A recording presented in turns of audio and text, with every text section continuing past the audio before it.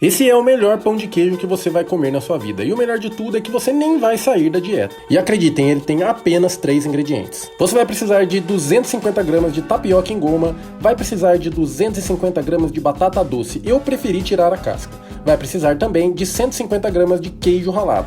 E bora para a mão na massa, amassa até ficar bem amassado e joga a tapioca por cima. Após isso, mistura bastante até virar uma espécie de massa bem homogênea. E agora é hora de colocar o ingrediente mais gostoso. Eu optei por utilizar parmesão, mas se você quiser pode colocar também um queijo Minas, ele vai muito bem nessa receita. E aí já está praticamente pronto, é só levar ao seu forno ou ao seu air fryer e apreciar o sabor dele, já deixa o like e salva para fazer depois.